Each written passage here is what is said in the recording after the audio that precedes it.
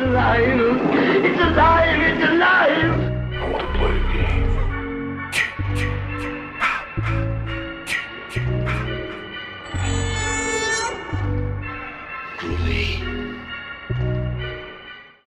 Hello and welcome to the Sounds from the Grave podcast. My name is Yussef. And I'm Kyle. And no, we don't go near any place with spooky, haunted, forbidden, or creepy in the name. Ooh. So, we are back with an all-new episode. Vanya was not able to join us for this one today. She had some stuff come up, so she had to cancel on us last minute, but she'll be back for our next episode. So, don't worry about that. It's not like she disappeared.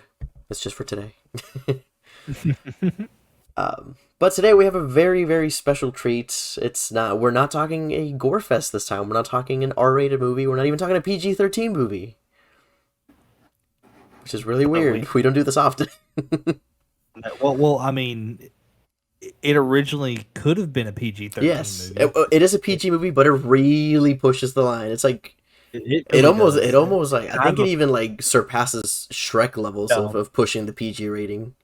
And I have a funny story once we get to a certain part I'll share. But I'm really happy to talk about this because even though we're all about horror and stuff, I'm one of those people that consider this to be like a gateway and like a gateway into like more of the hardcore horror stuff. Mm-hmm. And honestly, I honestly think that as a child growing up and loving Scooby-Doo, Where Are You?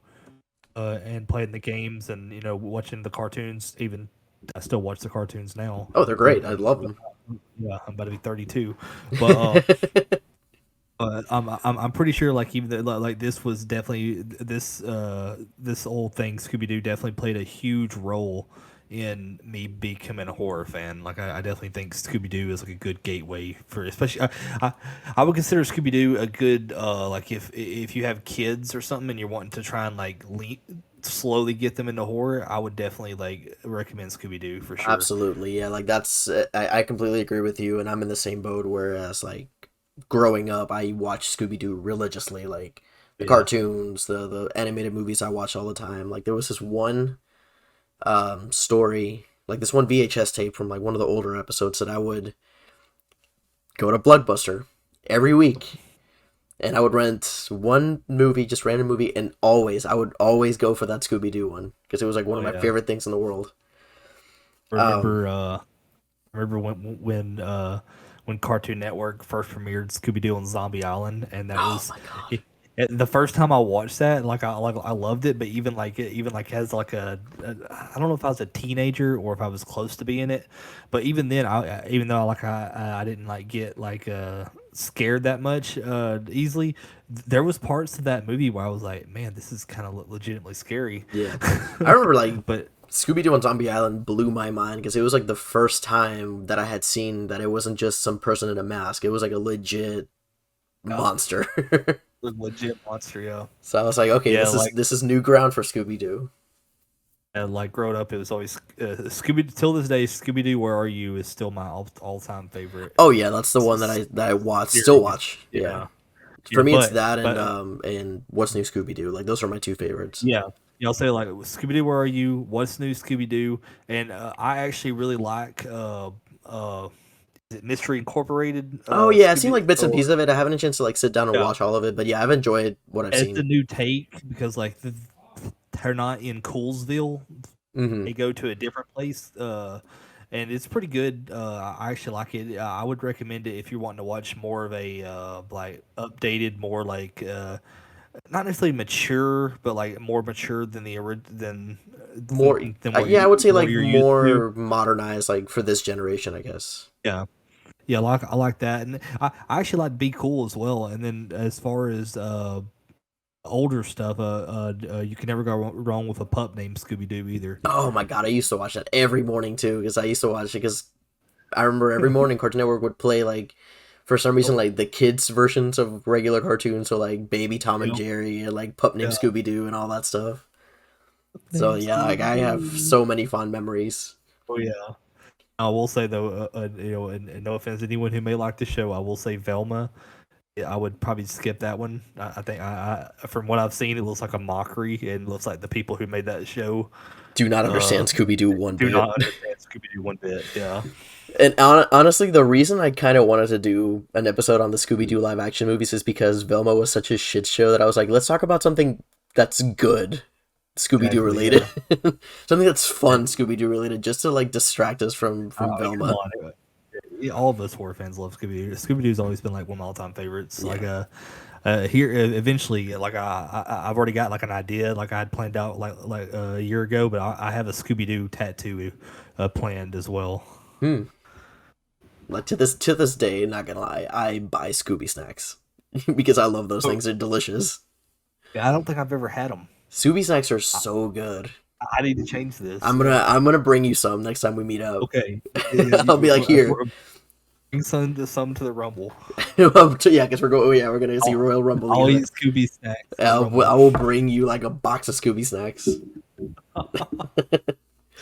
That's gonna be your birthday present now. It's just a box of Scooby snacks. I love it. But yeah, we didn't even say exactly what Scooby-Doo really think we're talking about, but we're gonna be talking about. People are gonna be like, "Are we doing Zombie Island? Are we doing Scooby-Doo and the Vampire's Ghost?" It's like, well, what are we doing? Scooby-Doo and the Harlem Globetrotters. Like, what are we doing? We're doing Scooby-Doo versus Scooby-Doo and WWE with John Scooby-Doo and John Cena. Scooby-Doo and Supernatural. But no, we are talking the live action Scooby-Doo movie with what is considered the best ensemble cast I've ever seen in any movie. I don't think they could have ever casted a more perfect Scooby Gang. Absolutely. It is absolutely insane. I mean, you've got how well these people are. Everybody, because you got Freddie Prinze Jr. as Fred, Sarah Michelle Gellar as Daphne, Linda Cardellini as Velma, Matthew Lillard as Shaggy, and Neil something, I forgot his name, I gotta look it up, as Scooby. Yeah. And I love that it has the identity of the old Scooby, but modernized enough that it still resonates today, which is one of the best parts about it. He's so wholesome and just such a lovable, like a lovable dog in this in this movie that I'm just like I would die for this dog. Okay. Yeah, but I remember seeing this in theaters when it came out as a kid. Like I remember seeing this in theaters, and funny enough, this was before Scream, before 13 Ghosts or anything. This was my first ever exposure to Matthew Lillard. Yeah. And that's what made me a fan of Matthew Lillard. Like honestly, I don't think you could never cast Shaggy better than this. And I believe he actually went on after this movie because of how well he did to voice Shaggy in cartoons and video games. Yeah, he's done it a few more times, and we'll talk about that when we get to a certain segment of the show. Because I have a little bit of notes on that. Yeah, we're talking about the 2002 Scooby-Doo live action movie, and I distinctly remember I went with some friends and their mom took me, them, and all of our and a bunch of our friends. We piled up into a minivan, and we went to the drive-in movie theater. And we watched Spirited Away and then Scooby-Doo on the drive-in. That's a hell of a double feature. I love that. That was the first time I saw Scooby-Doo in drive-in, and it still has a fond memory of me. Like, I remember just loving it. Yeah, I mean, like, it's one of those things that's like a core memory for many people. To the point where like it's reached like Star Wars levels of memes at this point. So like that's kind of where we got like ultimate like S tier God Shaggy. Yeah. Like especially with that scene where he's like, "Are you challenging me? Are you challenging me?" Like that's when everybody was like, "Yeah, Shaggy is actually like a complete all-knowing deity." So great. Yeah, and like so many memorable lines and scenes. Like freaking Fred. He's like, "Oh, you think about our swimsuit models?" "No, I don't. Dorky chicks like you turn me on too."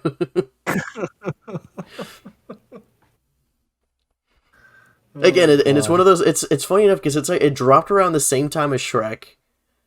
Yeah, because I think Shrek dropped in like 2001 or something like that, if I'm not mistaken. So like it really From early around that. 2000s. And it's one of those movies that just really push that PG rating. They were like, let's see how far we can take it before we get to PG-13. And there are Yeah. moments where I'm like, this is pretty much almost a PG-13 movie. Yeah. They held nothing back there. And I didn't even know this for the longest time, just because I was a kid. I never really paid attention to it. It wasn't funny enough. It wasn't until Guardians of the Galaxy came out that I was like, wait, James Gunn wrote Scooby-Doo. This makes perfect sense. Insane. This goes to show you that he knows how to take a group of people and like write a story well and give them like really proper chemistry, because that's one of the best things about Guardians of the Galaxy. Yeah. Like everybody on that cast has such good chemistry and they play really well off each other, and that's exactly what we also get in Scooby-Doo. This movie is just, it's so campy, but so in such a great way. Mm-hmm. Which is really weird because when it first came out, critics hated this movie. Like it has a 33% on Rotten Tomatoes. Meanwhile, we're like, this is cinema. This is Oscar-worthy cinema. It's like, guys, come on. This should have won Best Picture. I mean, how many times have people said that they want some theme park to do a real life Spooky Island? Like, We're still waiting on it. Would be? You know how sick that would be? Yeah. Like I want to stay at that hotel. Exactly. Be the greatest thing ever. Yeah. But okay, so I think we should probably talk about like just like the basic overall plot of this. Okay. Because I remember when I first saw that, it kind of blew me away, because the movie starts with like your typical regular Scooby-Doo stuff of like, hey, you know, we came up with the plan, same thing in the cartoons, the plan always goes awry, but they still end up catching the ghost or the monster or whatever and do the unmasking. But that's like in the first 10 minutes of the movie, and right off the bat, or right after this, they break up. And you're like, what the hell? And you're like, wait, what? Scooby Gang breaking up? They all literally go in their separate ways into each car. I mean, it did happen on Zombie Island. I remember at the start of it. That's true, but I feel like it wasn't like I feel like it wasn't like they fought and broke up. I think it was just like, I think like we've done this long enough. I think we should like do our own thing for a little bit. Yeah. But in this one, they were just like, we hate each other now. Yeah. And it was always over this. I mean, I get it, but also it was also hilarious, like how Daphne quit, because she was like, well, I was gonna quit first, but Velma did. Velma did. So now it just looks like I'm copying Velma. And I love that they all had their reasons for fighting too. It wasn't just like you suck. It was like, hey, Fred, stop taking credit for all my ideas. And Daphne's like, I'm tired of being the damsel in distress. He was. Yeah, like they all had their valid reasons for like why they didn't want to be part of the gang anymore. Dude, and besides them breaking up, that lunar ghost looked so awesome. Oh my god! Like yes. As soon as it starts, and then you got that awesome title credits, and it's like Scooby-Doo, and it's all looking like a ghostly like white font. Yeah, very similar to like Scooby-Doo. Where are you? With like it's like, oh my god, this is great. Yeah, and then like the way that was, I was like, man, this ghost is really good. It's like when you see a live action Scooby-Doo movie, you're kind of worried about, God, are they gonna really like CGI and just like really make it look bad? But no, it looked really good. They went for a full-on practical effect. But it's also weird too, because like the lunar ghost is the one that is on the front of the box and on the cover art. Yeah, and then you realize that it's literally just the first 10 minutes of the movie. It has nothing else to do with. Well, it's because they never, because the movie was so rushed and they never got a chance to fix the marketing. But because in one of the drafts, he was gonna be the main villain. That's why they left him on like a bunch of the marketing stuff, because like really almost like late in the pre-production, that was going to be the main antagonist. Yeah, which would have been interesting. Yeah, you get that awesome opening. They capture the ghost and they break up. And they also get interviewed by Pam Anderson. In a cameo. I know, and she's playing herself too. And then, like, her whole thing is like, I was, I wanted to know why this ghost was haunting this toy factory where I was making a doll of myself. And then the reason that the guy was haunting is because Pamela Anderson, the guy asked her out on a date and she said no. That's why. Like this old looking guy, like his name is Old Man Smithers. Yeah, he's like, oh, okay, I'll show you. He was like, when they're explaining, it's like, yeah, it's because you asked her out, she said no, and you wanted revenge. It's hilarious. And I'm like, this movie stars an incel. Yeah. Old Man Smithers is an incel. He is. It was so sad too, though. Like whenever they broke up, because like when they're breaking up and they're all fighting and stuff, Scooby looks so sad. Oh my god, we got to talk about the CGI on Scoob, because like, sure you can tell that it's like early 2000 CGI, but like the amount of emotion that they give Scooby and like how he acts and everything is perfect Scooby-Doo. Absolutely loved him. Yeah, they captured Scooby-Doo perfectly. They really did. But when he does those like little sad emotions, I'm like, stop, don't do this to me. Yep. And then of course we cut to, I think it's 2 years later.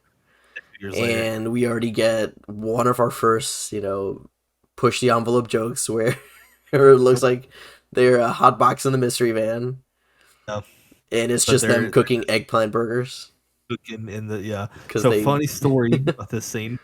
So I had a friend growing up whose parents were extremely religious and like were very, very like strict on what she watched. Mm-hmm. And she put this movie on because she wanted to watch it. And when it got to that scene when they saw the smoke coming from that van, they turned it off and wouldn't allow her to watch. Wouldn't allow her to watch it because they thought they were smoking. Oh my god!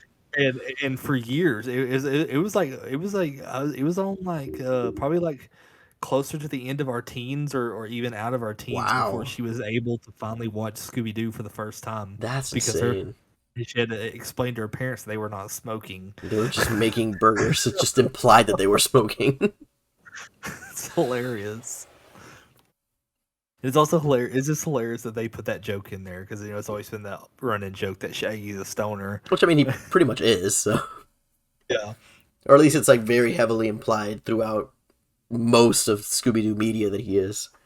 He's got all the tropes. Yeah. I do like that they also made Shaggy a vegetarian. Yeah. Because Casey Kasem, the guy that used to do the original voice for Shaggy, I think he was also vegetarian. So that was kind of a nod to him, and he was also like, he was very happy that they made him vegetarian. Yeah. And it also kind of fits with him because he's very much like a hippie, and I'm like, it fits that he would be a vegetarian. Yeah. But then we get another joke when the guy's like, this guy knocking on the door, and he's like, hey, I want to, like, we're inviting you guys to Spooky Island to solve this mystery. And they're like, no, we don't go with anywhere with a name like spooky, creepy, disturbing, or in the name. And then Scooby goes, or hydrochloronic.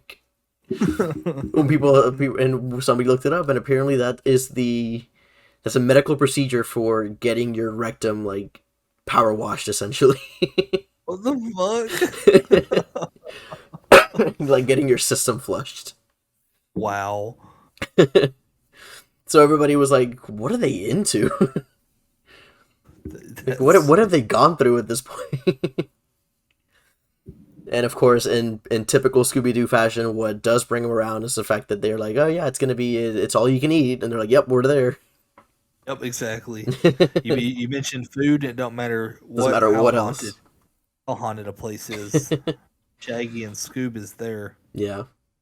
I do like, after we cut to that, we kind of get like the mini reunion of them at the airport. Yep. And we cut to Fred, and he's like, yeah, I'm on a book tour for my new book, The Many Faces of Me. And it's just like a picture, the picture of the book is just two Freds looking at each other. And he just looks so satisfied that I'm like, this is the book I wrote. Nope. This is such a Fred thing. It really is.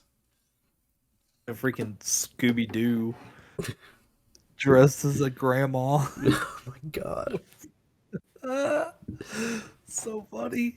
Especially because they're like, nobody's gonna believe that. And Fred's like, who's the broad in the dress? Yes. Have you ever... Okay, here's what I noticed when I was watching it, because I was watching it like just last night before we sat down to record this. I love that they made all the people going to Spooky Island, like people that would listen to Linkin Park or Korn, or like they made them like new metal kids. It's kind of great. I mean, I would be invited. They were all like Spooky Limp Bizkit Island. kids. Yeah, I would literally be invited to Spooky Island immediately. Because they all had like just like the couple piercings, but like the big like poofed up hairdos and all that, and like they just look like they would be that type of kid to go to Spooky Island, and it was just like the funniest thing, especially because when they introduced Mary Jane, she's like the only sort of normal looking person there. Yeah, I mean, and come on, how hilarious is it that they named supposed to be Shaggy's love interest Mary Jane? And he's like, that's like my favorite name. I know. It's like, of course it is. Of course it is, Shaggy. And then she eats Scooby snacks as well. I love that they acknowledge that they're like specifically not for humans. They're like, I know they're for dogs, but they're 100% vegetarian and it tastes so good. And he's like, oh my god, I love Scooby snacks. Can we also talk about Scooby when they try to like correct his behavior? Because like Fred's like, it's just a behavior thing, and he like flicks him on the nose, and he just straight up like sucker punches him. He's like, bitch, do not do that again. I love it. You fucking punch Fred. Oh my god. That whole movie's great. That whole scene is perfect. Yeah. When he's doing this, he's dressed as a grandma, so people on the plane who may still be thinking Scooby's a grandma, all this grandma just punched this dude on the plane. This famous writer. Oh man. I remember when I first saw this, I was like, can I please go to Spooky Island when they land? Because it's like horror Hawaii type thing they got going on for the visual style of it, which I thought was really cool. Oh yeah. And I mean, you also got Rowan Atkinson, who's amazing. Yep. I love Rowan Atkinson. I love when they're like, you don't look, like spooky, and he's like, oh, I can be spooky with like the claws. And he's like, rah, rah, rah, rah. And they're like, yeah, you're not spooky. And that hotel is badass. Oh yeah, that hotel is amazing. I wanted to stay in that hotel so bad.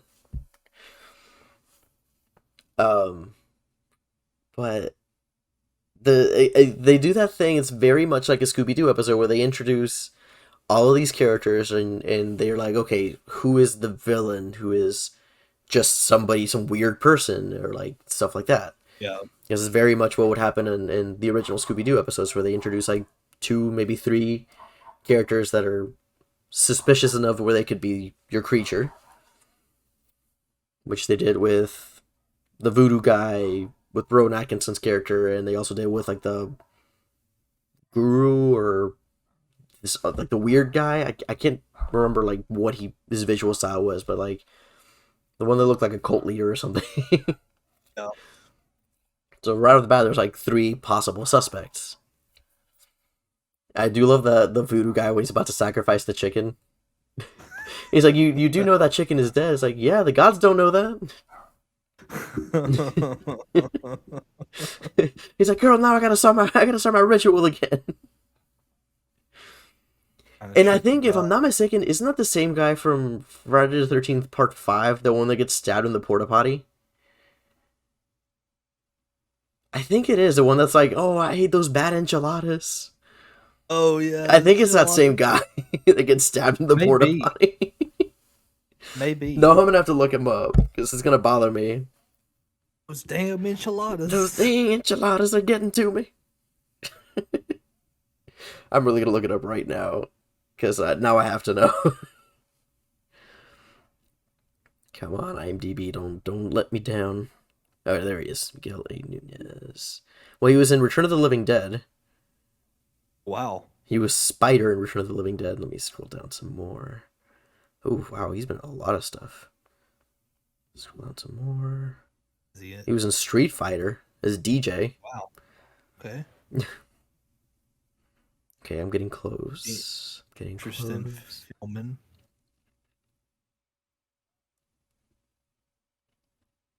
Yes, it was him. Was him? He was the enchilada guy. Yes. That's great.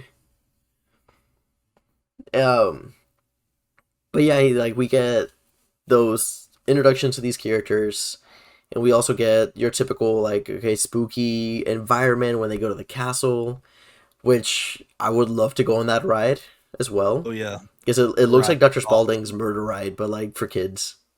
Yeah, And I think it's in Australia where they have like a Scooby, like a Warner Brothers theme park.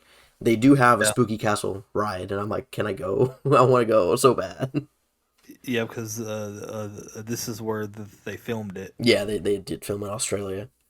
So Um, and again, it's one of those environments. It's very much Scooby Doo because it isn't like in your face creepy. It's got like creepy elements, but it's also got like some just like really goofy stuff going on with like the little weird like elf creatures all over the place and just like the overall like kookiness of it. It very Tim Burton-esque. yeah, Even especially with the Edgar Allan Poe style pendulum trap, which is really weird. We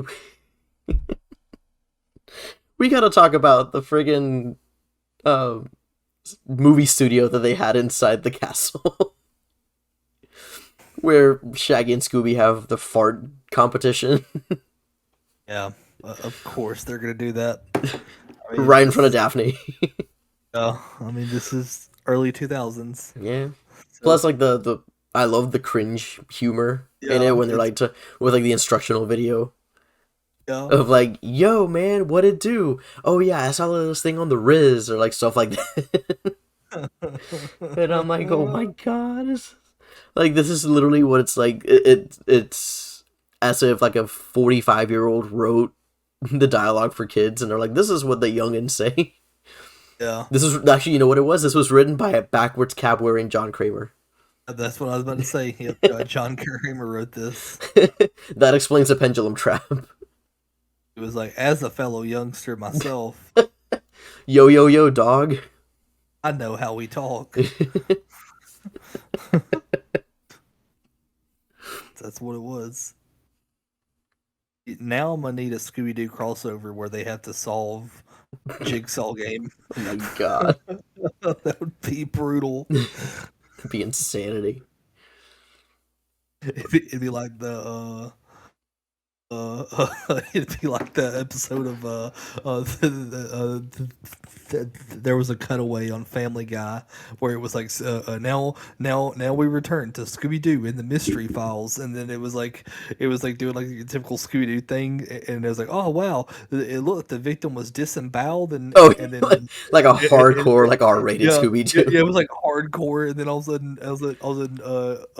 Scooby said something, and Fred was like, "That's right, Scoob. That's right, Scoob. We're dealing with 1/6 son of a bitch." Just like, yes, okay, I need a hardcore Scooby Doo now. It's very reminiscent of like the Scooby Doo like drawings that people have made of like the old Scooby Doo style animation, but with like modern slashers of like with like Art the Clown and Jason Oh, Voorhees and stuff I like love that. those. Those are great. Where they have like the famous chainsaw or oh god, hacksaw kill from the first Terrifier with Daphne. Yep. Oh God. Yeah, those are great. I love those. Um, Now the like watching the movie, the only thing I don't really remember or like understand why they were really in there, except for like some sort of creature, was like the actual like the monsters that take over people's bodies. Yeah. Because later on at the end of the movie, they don't really do anything. They just took over people's body and that's it. Like I feel like it had like nothing to do with what Scrappy was doing. Yeah. Yeah.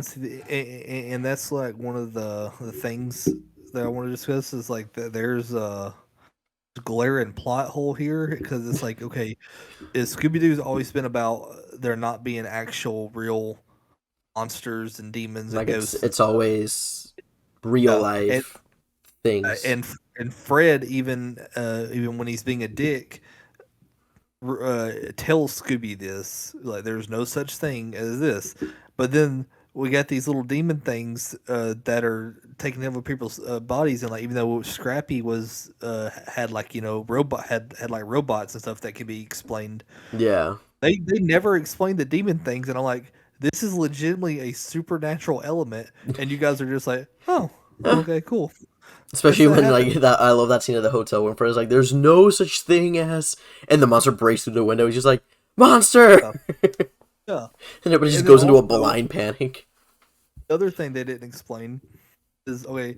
When they first get to the island, you know how it's like when there's clearly like there's a bunch of teens that are there's a bunch of teens that are possessed Hmm. leaving the island.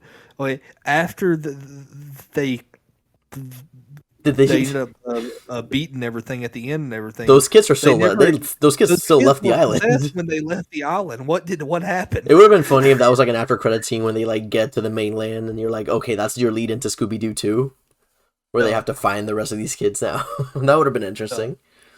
No, they didn't do that. So in Scooby Doo canon on the movie, there's possessed teens Somewhere that got in the yeah, and U.S. then also and then don't even mention when Mary Jane calls the Coast Guard Oh, and the and coaster doesn't come. I think it's just because they're like they work for yeah. the bad guys, so that's why they don't do anything. Yeah, like Mary Jane calls Ghost War, and they said that they're coming in, so like we're led to believe that they're like evil. Their eyes weren't glowing, so were they just complete assholes just It's in either they were general? complete assholes or they were just being, or they were just regular Coast Guards, but they were just being bribed and they just looked Yeah, evil. I guess. Like, could you imagine like somebody like Richard Brake, who just looks like somebody who could gut you, but he just works as a Coast Guard officer, or like he works at a supermarket. He's like a cashier at a supermarket. He's like, will that be Will that be cash or card? but yeah, like what? It was insane. I remember watching this, and the reveal happens, and you're like, Scrappy Doo. It's like, are you fucking kidding me? This little bitch. I Okay, Scrappy Doo is another one of those things that push the envelope when they do that little flashback of like when they were all together, Yeah, and he pees on Daphne. yeah, he was such an asshole, and he was like, And Fred make me your leader, or leave me. but like the line that he says is ridiculous after he pees on Daphne, and he's like, I didn't do it on purpose, and Fred was like, oh, you're just doing it to mark your territory. And Scrappy straight up says, oh, you don't have the scrote for this job. Yeah, And I'm like, Scrappy, oh my god. Scrappy was such an asshole, and then like Scrappy I was like a remember like sociopath. yeah, he was so shit. Like, as a kid, like I remember him like having an attitude, but not to this extent. I was like, No, what the this was fuck? like Why he was like Scrappy? megalomaniac Scrappy doing this. He was like insane. Oh my god. By the way, Scrappy Doo is the main villain. If you guys didn't Yeah, know at this point. yeah. I mean, I would hope that you've seen the movie. If you haven't, then you need to stop listening to this and And go watch it, it now. please. Do it and watch the sequel as well. Yes, the sequel is great. For a variety of reasons. I love the sequel for a number of reasons, which we'll get to because we are. I mean, normally we like to tease the next episode, but I mean, it's kind of natural that we would do Scooby-Doo 2 Monsters Unleashed right after the first Scooby-Doo. It's only natural that we Yeah. do that. So we'll be covering that on next episode, and I have so many things to say about Scooby-Doo 2. Oh yeah. Um, Let me guess. Do you just want me to say something so that you can cut it to where it makes it seem like I think Coolsville sucks? Remember that? you can make it sound like I think Coolsville sucks. It's like, oh, don't say that. It's like Fred. Why, Fred? Why? Shut up. Yeah, Oh man. Fred had this to say. I think Coolsville sucks. Funny enough, the looking at this movie with like some of like the little mystery aspects of it, of like, oh, who's the villain, like in the whodunit aspect, it did remind me a little bit of Scream. Of like you have everybody has they have like a Yeah. couple of red herrings here and there. Everybody's got like a Yeah. motive and everything like that. Some people call this the kids version of Scream. This one's just called Shout. Yeah. This is Shout. It was interesting the whole body swap.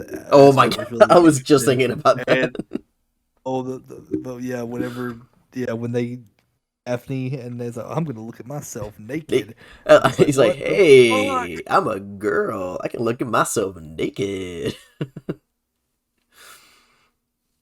And like when he looks at him, when he looks at himself when Daphne's in Fred's body, he's like, hey, good looking. Yeah. Like he's such a narcissist, and it's great. Nope. Yeah, Um, Fred, and whenever Fred gets possessed, Fred is such a Chad when he's possessed. He's like, I was like, yo, biatch, what's up? And she was like, later on. It's like, oh my He's like, what God. up, dog? And dog.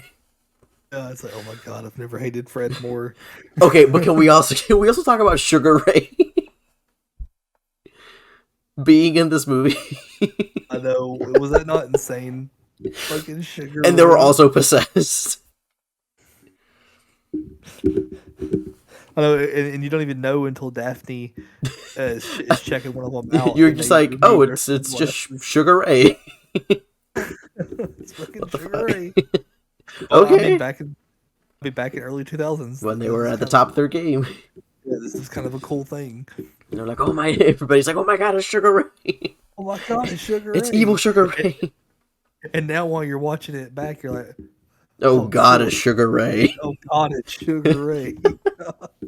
Especially when like everybody finds out that Scooby and Shaggy aren't possessed, and everybody just starts attacking them. It's like a zombie movie almost. I know. It felt like the newer versions of like Dawn of the Dead with like the running zombies because they're just breaking through these doors, and then you got Sugar Ray breaking through the doors with the guitars and drumsticks and such. Daphne going full Buffy and just kicking everybody's ass with her Just martial kicking arts. ass.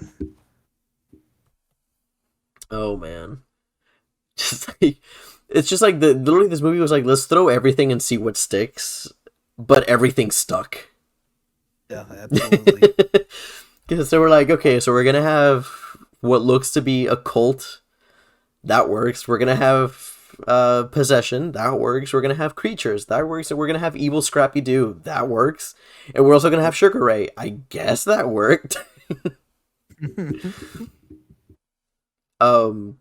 I also love the scene when they're all on like the ATVs and the freaking branch hits Mary Jane in the face and her face just like distorts. Oh yeah. And Scooby's just like, what the fuck? I hate when Scooby's trying to tell Shaggy that Mary Jane's a monster, and he doesn't want to listen to her. He he's like breaks the one rule: bros before demons. Before demons. He broke the cardinal rule. Yeah, bros before demons. Like seriously, Scooby's over here trying to tell you something. That he's being an asshole to him. I'm like, God damn it, Shaggy! Come on, man. You don't be an asshole to that dog. Yeah. Gee, Shaggy. Dog is a national treasure. Can we also talk about like the Hellraiser influence on like the little like pyramid that they use for like the ritual? Because it reminds me of like the puzzle box from Hellraiser. So she gets it like opens up and like they can spin it and like more stuff opens up on it. You're like, this is just the freaking puzzle box. Imagine if they would have used the actual puzzle box from Hellraiser. Oh my god. At the end of the movie, Pinhead comes out and it's like, we have such sights to show you. We have such Scooby snacks to show you. Yeah. And then Scooby and Shaggy are like, oh, Scooby snacks. Oh, we're in. That'd be great. What was I gonna say? There's something I forgot what it was.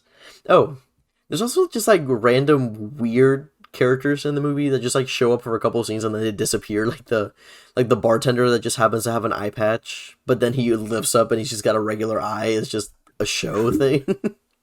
And it's just like, hey, you gotta call Scooby. Oh my god, I just remembered Melvin Doo. Melvin Doo. Melvin Doo was the best. Is it for Melvin Doo? It's like, nah, Scooby. Poor Melvin Doo. Melvin Doo. Even like at the end too, when they're like, we're gonna take the soul of a pure thing, Scooby-Doo. Me? Don't you mean Melvin Doo? And he's just like right next to Scooby. I need an Adventures of Melvin Do now. It's just some random, follow up. but it's just like a day Just in the life of follow up. Melvin Dew. It's just him going to work and then going home, and that's it. It's just like a normal day. Except for he inconveniently gets caught up in mysteries to where But he like, doesn't mean to be. he just walks into the wrong thing at the wrong time. Yeah, he's like, I'm sorry, I'm Melvin Do. But then also the random wrestler guy for no Yeah. reason. Yeah, But I do love the fight scene between him and Daphne. oh yeah, Because Daphne's over there pulling these like Matrix style flips and kicks and all this. she went full Slayer on him. Who's the damsel in distress? Me? Straight up. Oh man, there's so many memorable things in this movie. But before we get to them, I think it's time to take a little break, and we're gonna do our grave robbing facts, because there's some really interesting behind the scenes stuff that we gotta talk about. Because this movie was like wild behind the scenes. Yes. So we'll be right back.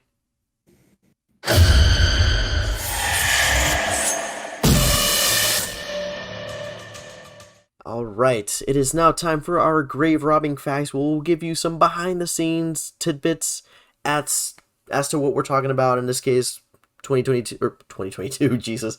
2002's Scooby-Doo. Jesus, I just realized that movie's 20 years old.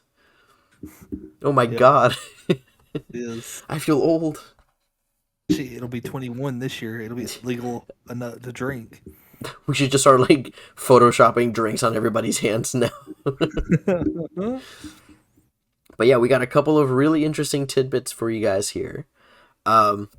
So the first one we got is, this is one of the few Scooby-Doo films to reveal the first names of Scooby and Shaggy, which I love. Scooby's first name, it's Scoobert. And then Shaggy's actual first name is Norville, which is Norville Shaggy Rogers. But I absolutely love that they just call him Scoobert, not like Scoob or anything. It's just Scoobert. Yeah. So I guess his name is Scoobert Rogers. Is his real name? Or would it be Scoober Doobert Doo? Oh yeah. Scoober Doobert.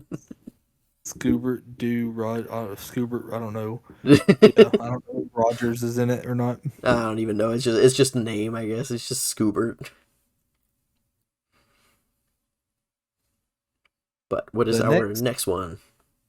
The next fact is Sarah Michelle Gellar, who played Daphne, had to film Scooby-Doo around her already hectic Buffy the Vampire Slayer schedule. The producers of both productions arranged so that she would spend 2 weeks in Los Angeles shooting Buffy, and the next 2 weeks in Queensland, Australia, filming Scooby-Doo. That is insanity. That is exhausting. Yeah. Like, Sarah Michelle Gellar was a queen to be able to do all this stuff at once. I said in that one scene she went full Buffy. She just I think she went method with Buffy there. She's like, Daphne's just now the new Buffy. It's like, all right, I'm just gonna mix the two. But next grave robbing fact: Neil Fanning was on set every day to provide Scooby's dialogue for the cast to interact with.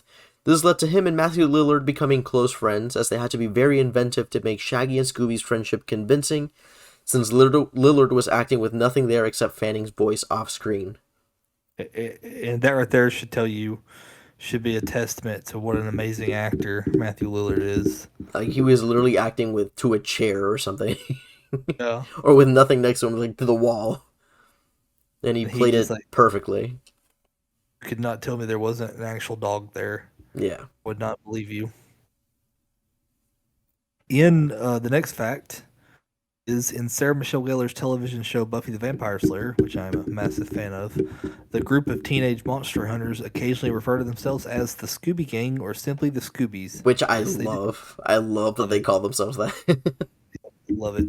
That's such a great callback too. One of the things that that kind of like kept me interested in Buffy was hearing her call them the Scooby Gang. It's very reminiscent, the show itself is very reminiscent of something like Scooby-Doo with like the mystery of the week type thing. Yep, exactly. Excuse me. All right, so this next one here is very, very interesting. So, the idea of a live-action Scooby-Doo movie languished in development hell throughout most of the 1990s. In 1996, Jim Carrey was attached to play Shaggy, and Sarah Gilbert was attached to play Velma. At one point, director Kevin Smith was attached, but later dropped out. Later, Mike Myers accepted the project and was the one who most often had his name linked to it. And Mike Myers' friend, Janine Garofalo, was supposedly tapped by Myers to play Velma, but eventually even Mike Myers left the project. Dude. In an alternate universe, there is a Mike Myers-led Scooby-Doo, and in another alternate universe, there's a Kevin Smith-directed Scooby-Doo movie with Jim Carrey as Shaggy. Kevin Smith, Scooby-Doo. It's just Clerks, shit. But with the Scooby Gang. Yeah. It's just them like chilling in the van. It's literally Clerks, but like the Scooby Gang go into the store. That would have been really interesting, though. Yeah, that would.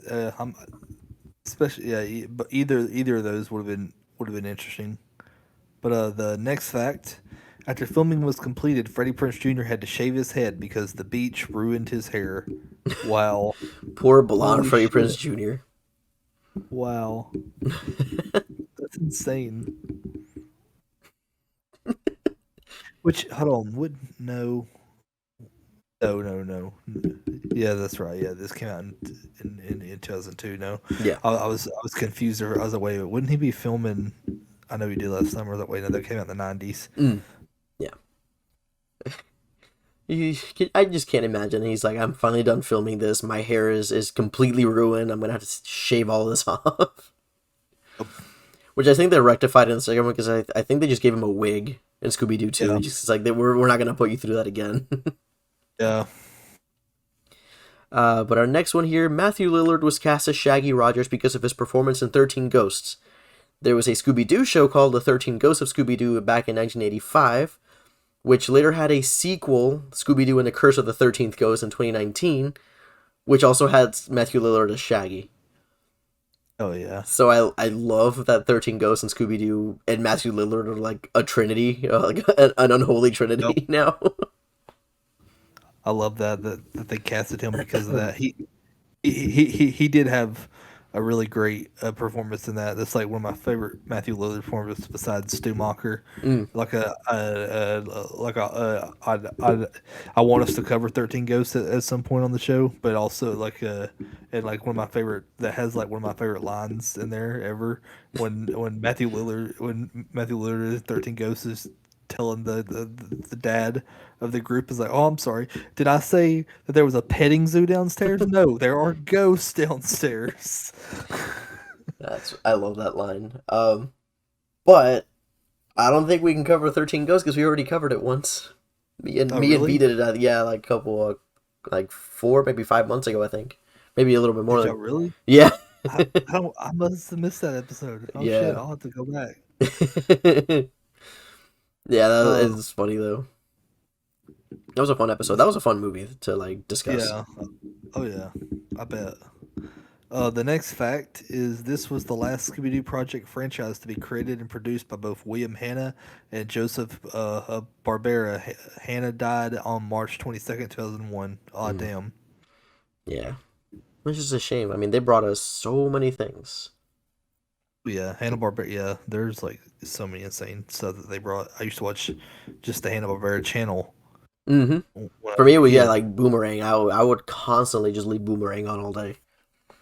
And just watch nothing but Hanna-Barbera cartoons. Forgot about this one. As the gang arrives on Spooky Island, Mondavarius, Rowan Atkinson, says it's a dead world after all, a variation of It's a Small World After All, the theme song of the Disneyland ride. Which, funny enough, it was sung in Lion King by Zazu, who was voiced by Rowan Atkinson. Oh, wow. That's great.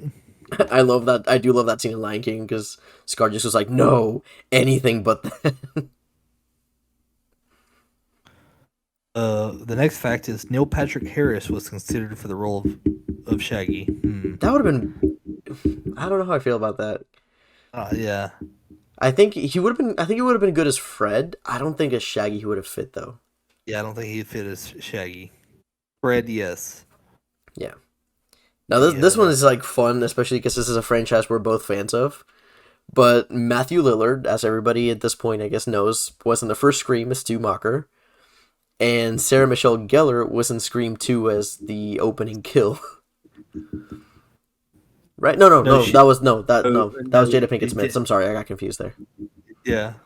Which is great. So now, so they're both connected to the Scream franchise, which is amazing. Oh. Oh wait, I think I put the same thing twice. Oh yeah, I put the 13 Ghost thing again twice. I'm sorry about that. Okay. So that was our last one. Yeah.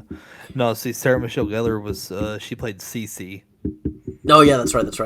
In Scream 2, yeah, she was part of the Zeta Belt. I can't remember the name of the sorority. But she was part of the sorority. Yeah, I completely forgot. I forgot Jada Pinkett Smith was the opening kill in that. Jada Pinkett. Yeah, her and the other dude is the opening kill in the theater. You know what would have been an interesting opening to that movie? If Jada Pinkett Smith didn't die because Will Smith showed up and just smacked Ghostface in the face. Keep your damn knife out of my wife. Keep your fucking knife out my girlfriend's chest. Again, there's an alternate universe where that is the case. Yeah.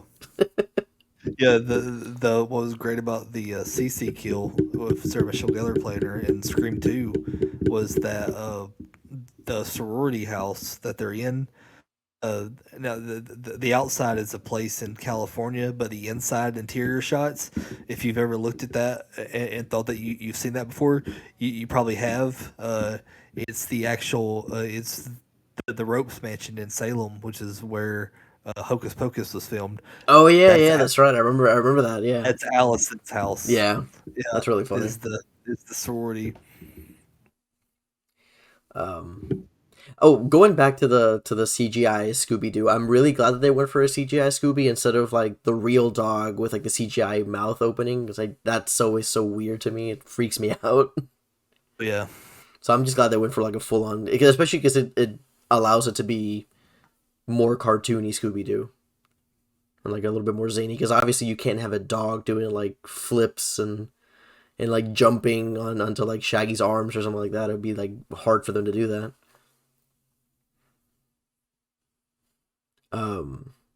But I think that's really all we got for our grave robbing facts. I didn't know a lot of the behind the scenes stuff, especially when it came to the stuff like the making of stuff before James Gunn and like Roger Gosnell were attached, with like Jim Carrey as Shaggy would have been weird, and Kevin Smith and all that. Like that's something I had no idea at all about. So it's really interesting. But let's go back to our regularly scheduled programming.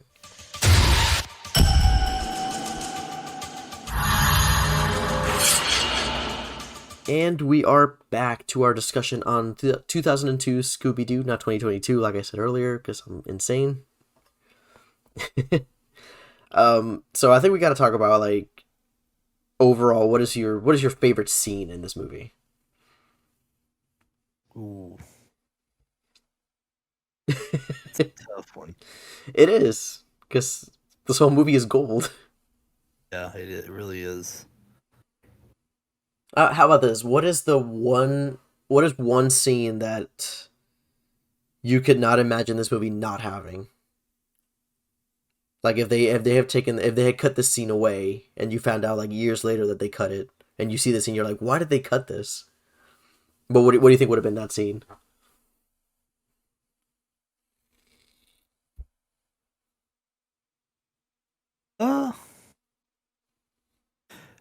Probably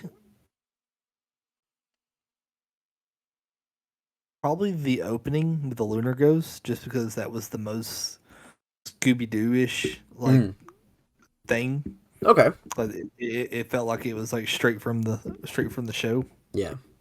Oh, I actually Plus, didn't put this in the plus Great it Rabbit said Facts, but originally the opening was going to be a cartoon. what? Yeah, originally the opening was going to be in a cartoon, like the original cartoon style, but with the new cast voicing them, and then it would cut to live. It would Wow, transition into live action. that would have been That cool. would have been weird. Yeah, it's interesting. Um, Funny enough for me, I think it would be the body swap scene, just because it's so funny. Oh yeah, yeah. Especially, I don't know why I love the scene when when they switch bodies and Shaggy goes into Daphne's body. And he's like, Yep. Daphne, you should eat Yeah, at I'm least a so yeah. sandwich. You're so hungry all the time. And I'm like, I don't know why. That's just so funny to me. Um, That scene's great. yeah. I think like the only thing that really I don't enjoy is like that whole thing with the plot point about the creatures and then them not having anything to do with Scrappy. Yeah, that's kind of That's weird. that for me is like the only That, thing that doesn't really jive. I said it's a supernatural element that is literally in a movie that they have no explanation for and they don't explain Never. it. They're just like, yep, nope, we killed all of them. But yeah, that happened, even though we said that those didn't exist. I There was also that weird thing with like Velma's love interest.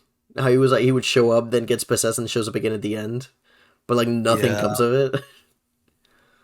yeah. I wish they wouldn't do like Velma love interests. Yeah, it's like It just seems so forced. it does. It's like a really fine line because like yeah, it's something that has to be written really well because it's somebody that really has to like fit Velma's personality Yeah, and I think like the closest they got to it was in Scooby-Doo 2 with Seth Green. But even yeah, then, they switched up Velma's personality to like yeah, try and impress Seth Green, and like that didn't work. yeah. But Which like is the idea hilarious. was good because I feel like if they had just left Velma as Velma and then Seth Green, they would have been like the Yeah, perfect couple.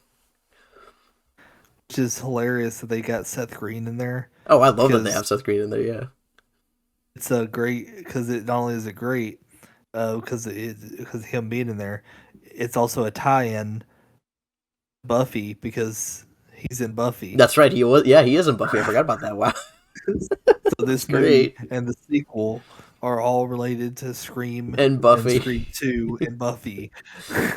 Turns out My two this favorite is things. the Scream slash Buffy slash Scooby Doo multiverse. Yeah, my favorite thing ever, Buffy and Scream. It's I'm trying to think of I can't like relate Scream into it, but I was My like, is it ringtone, Buffy Doo? uh, like my ringtone on my phone when people call is the Buffy the Vampire Slayer theme song. Oh, that's awesome. Um, and then I mean, character wise, he was always my favorite character growing up, and he's still my favorite character. Always Shaggy. They always, And yeah. Matthew. I mean, again, nothing. Everybody in the cast was perfect, Nope, but like Matthew Lillard like transcends perfect. Like the memes about him exactly. being a god are actually true because this is You like dare, god tier Shaggy. yeah, you dare challenge him? There's never been more perfect casting hmm than this. Yeah. Like it's like when I remember when Cartoon Network announced like their other live action Scooby Doo movies, and I was like, it's not the same. Like, because this cast Yeah. was just such a great embodiment of the characters. Like, there's like it's so hard to replicate that or to even come close to it. Oh yeah. So I'm just like, I can't, I can't do it. No, for anyone who hadn't like already checked it or didn't even know about it, because like I said before on a past vote, is it's a crowd-funded project. You need to go on YouTube. 'Cause the first episode's on YouTube, and they're working on episode 2. Look up Mystery Incorporated or Mystery Inc. Yeah, It's one of those, I still need to but watch it. I haven't yet. Yeah, it's a live action Scooby-Doo series by these fans, and it's literally like a love letter to Scooby-Doo fans. Like they really pay attention and put a lot of Scooby-Doo stuff in it. Like literally the Hex Girls are in the first episode, That's and amazing. I love that. yeah, like the way they come in, I'm like, oh my god, this is great. But like it's so great, but it's also like a lot more like it's more mature Mm-hmm. stuff, but it's done right in my Okay. opinion. Here's something that I would absolutely kill, like legit. I would kill a person to see this. A Scooby-Doo Legacy sequel with the original cast. Absolutely, Oh my god, I would kill for needs to that. it needs to happen. Like it Why would can't be this it would be happen? incredible.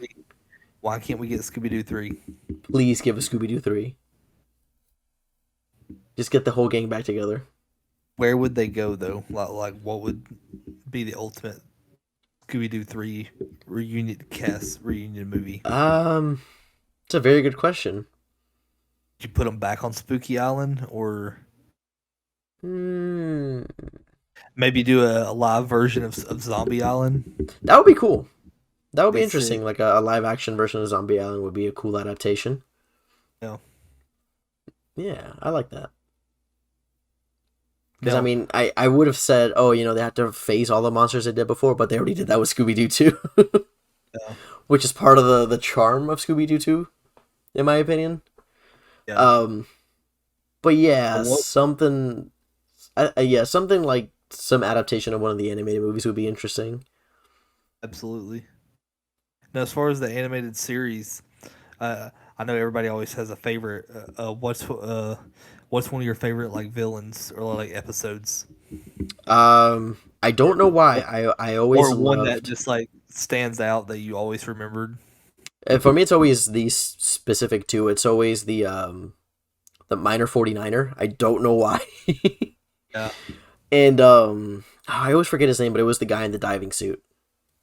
Oh yeah, the diving suit one. Yeah. Yeah, that one was always That like was the good. creepiest thing to me. The one I remember most, just and I can still hear the sound, and it was the one that was always I watched it often as a kid. Mm. Was the one where they go to the abandoned airfield, and it's got the blue skeleton dude in the spacesuit. Oh yeah, Uh, yeah. Oh my god, that uh, was great. uh, Yeah, because he's got that laugh and his craft makes that weird sound. yeah.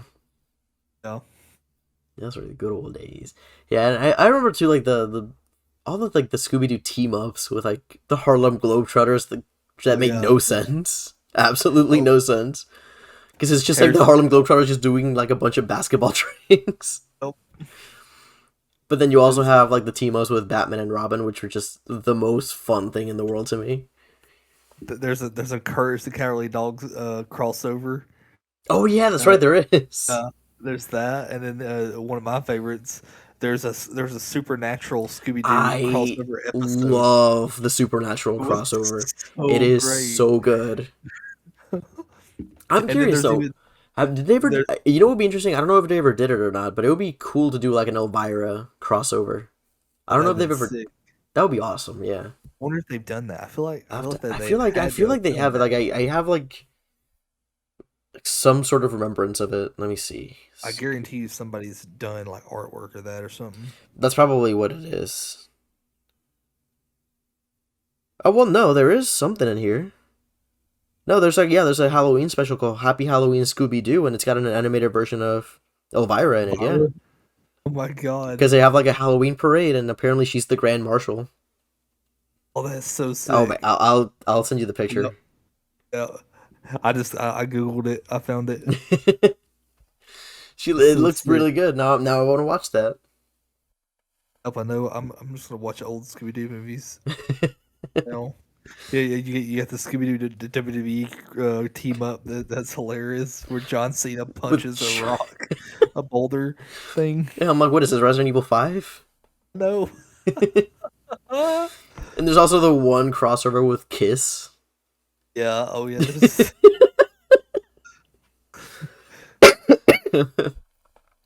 That's what I love about Scooby Doo. It's like universal. Like you can throw any characters in there and they'll still fit perfectly. Yeah. Because it's like the show is goofy enough, but it's spooky enough, it's dark enough where you could just throw anything and it'll work. I always loved that. There's a fan art I came across online a couple years back that I have saved on my phone of where it's the Scooby Gang. It's all of them except for and they're unmasked except Shaggy's not there and they're unmasking Ghostface. Oh it's yeah, Shaggy yeah, and it's Ghostface. Shaggy, yeah, because I it's love Matthew Lillard, yeah. I love it so much. Oh my god, what if they went all meta with like a Scooby-Doo Legacy sequel? Oh well. And they like, cause they do like a whole like Last Action Hero bit where like they're playing fictional versions of the Scooby-Doo gang, but they also have like the real life actors. That'd be interesting. I do like, I don't know why I just only thought of this, but Looney Tunes Back in Action, the one with Brendan Fraser. Oh, Like yeah. that one scene in like the commissary where they're like Shaggy and Scooby are yelling at Matthew Lillard because he like didn't portray Shaggy right. It's like, you better do good on the sequel. And I'm just like, he's already perfect. Don't chastise him like that. Come on. Exactly. Actually, even then, like that funny joke with Brendan Fraser, it's like, who do you think is the stuntman in all those mummy movies? But it's just Brendan Fraser. Scooby-Doo's just got so many great crossovers. It really does. Like, I remember there was one with Johnny Bravo. oh yeah, yeah. And that one was always like, it was weird to me because I legit remember this.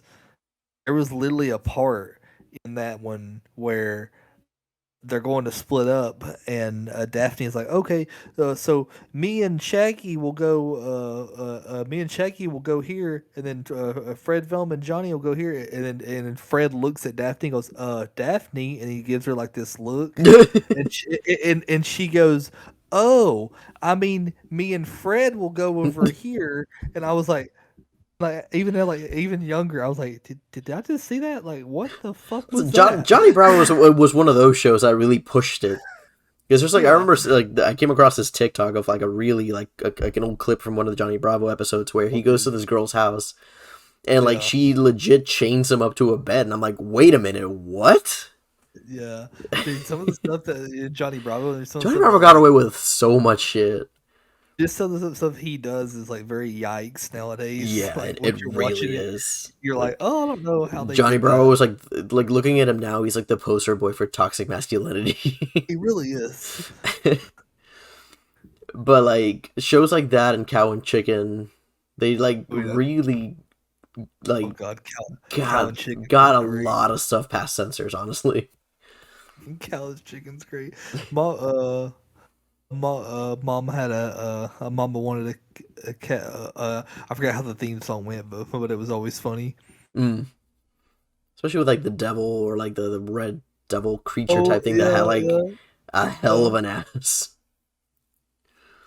They're like a little too detailed drawing of an ass. But yeah, like those specifically those two got away with a whole lot of stuff. Oh yeah. Like, obviously, Courage had its thing, Powerpuff Girls had its thing, and Dexter had its thing, but, like, those two specifically. In certain aspects of Rocco, too. Yeah. I mean, Rocco worked at a sex line. Oh, yeah. Oh, baby, yeah. Oh, baby. Yeah.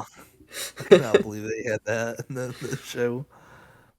I love where you got sidetracked. We were talking about Scooby-Doo, and now we're talking about Cartoon Network shows, because, right? I mean, it fits, though. Yeah, but yeah, like in TLDR, there's a lot of really great Scooby-Doo crossovers. Yeah. Back to this movie. I love the mid-credits scene when they're eating the Shaggy peppers. And Scooby are eating all the hot peppers in the restaurant because they told them they'd have the all you can eat, and so they're finally fulfilling it. Like, it's about time they gave us that all you can eat. It would. Yeah, that was it's just such a fun movie. Like it's got all the adult jokes in there and everything like that, but it just perfectly captures the essence of what Scooby-Doo is. Oh, yeah, absolutely. Wish And they'd bring it back in theaters like they do everything else. I I would would absolutely go watch kill this. to watch Scooby-Doo in a theater again. Yep. Do a double feature of this and Monsters Unleashed. Be great. Oh, that'd be awesome, yeah. Or Zombie Island in the theater. That'd be great. Mm-hmm. Yeah, That should Zombie Island yeah, is still my favorite Scooby-Doo animated film. oh, absolutely. That For thing me, is it's so yeah, good. that and I don't know The why song. I used to watch Cyber Chase all the time. Yeah. I loved Cyber Chase. Oh, yeah. That song in Zombie Island is really good. Terror Time. Oh It's yeah, Terror Time now again. Yeah. yeah. That movie's amazing. We should cover that at some point too. I feel like that would be Should. that one's a fun one to talk about. We'll have to do that like October or something. Mm-hmm. That'd be a fun one to do for October. Um, it's hard to give this movie a rating just because like I think we're really biased just because as fans of Scooby Doo we can't give it like an honest rating from like a critical movie standpoint. So it's just a 10 out of 10. Perfect 10 out of 10. Scooby-Doo. Like when I was watching it last night, I was still laughing my ass off at like a bunch of stuff in this Oh. movie. Like it still It holds up really still well. holds up. Yeah. So like if you guys haven't seen it in a while, just pop it and watch it. Yep. It's unfortunately not streaming anywhere. Not anywhere. But I mean, you can get a Yeah. copy of it pretty quickly. Like, on It Amazon, used- you can buy a Blu-ray copy of both on Amazon. It's like Yeah. a double pack for like $7 or $8, I think now, maybe 10. Yeah. So it's totally worth it. It was streaming like it used to be on Yeah, it was on Netflix, Netflix for a little bit. Yeah, or and then HBO Max has all or last I checked they have all of the Scooby-Doo animated stuff in the I movies. don't remember if they had all of it. I think the Boomerang streaming service has the rest of them. Okay. Yeah, because Boomerang has like some of the other animated series. Because I know they have like Scooby-Doo, Where Are You? What's New Yeah. Scooby-Doo Mystery Incorporated, I think is on HBO Max, and like some of the other cartoons, but like the older like Yeah. in between stuff from like the 80s is on Well, Boomerang. yeah, a lot of the movies are on HBO Mhm. Max. Animated And movies. I know for a fact not HBO, Boomerang has pup named Scooby-Doo. Hell yeah. Yeah, but they have a lot of it's like the 80s and sort of 90s stuff, like the Scrappy Doo era stuff, and like that weird red shirted Shaggy era, where Oh, like it was yeah. just like Shaggy and Scooby and Scrappy, like none of the rest of the gang was there. Yeah. But I mean it's a great time. Remember, I just now remembered it. Remember that episode of Scooby-Doo, Where Are You, where they're hunting down a witch doctor, and there's like this old man that keeps like getting in their way throughout the whole episode. And at the end of the episode, the old man takes his mask off, and it's an It is like it's an FBI detective. Oh, yeah. I was like, what the hell? That was like the weirdest thing.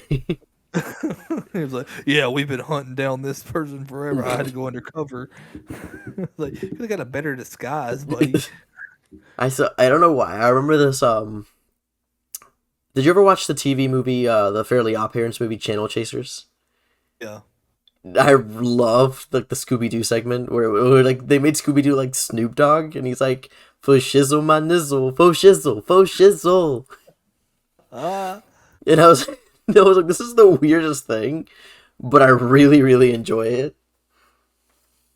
They made like Snoop. They literally made Snoop Doggy Dogg Scooby Doo, Yep.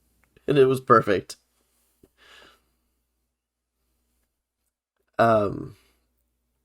I mean, I honestly, I don't think I have much else to say just because I feel like I could keep talking about this but I think all I could keep saying is how good this movie is, and that's about it. I would just get bored of it at that point. Yeah. Just keep saying the same thing over and over again. But yeah, if you guys haven't seen it, definitely watch it. If you haven't seen it in a long time, it's always good for a revisit. Because I mean, it's got a lot of fun jokes. It's got a great cast. A really interesting, like, fun story. So, yeah. I think this is a good spot to end this episode. So before we leave, though, we're going to do our housekeeping here. If you want to start us off, Kyle, where can you be found? You can find me on Twitter at Kyle S. Prescott. that's it. Where you post horror, you post wrestling, and other random stuff every once in a while. Actually, yeah, yeah. I have an Instagram too. I think it's the same thing, but I don't really. I post every now and then on there, but Yeah, I'm the see, same way on mine. I'm most active on Twitter. Yeah, same here. I whenever I'm on Instagram, I mostly post stuff on my story, and that's about it. I don't really post a lot of pictures on like my actual Instagram. Um, but as for me, you can find me on Twitter at itbeyusef and on Instagram at Yusef1220 if you ever want to go on there.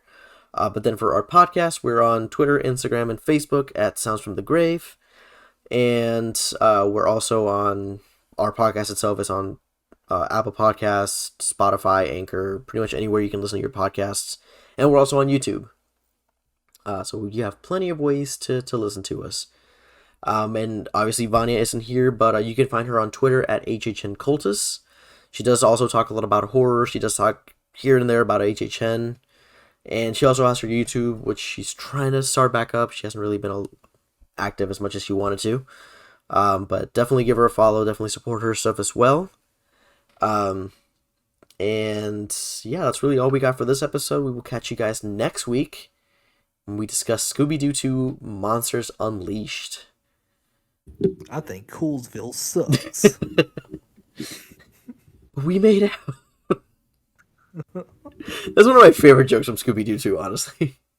Oh yeah, that's great. You get to that. That is like one of the craziest jokes in there.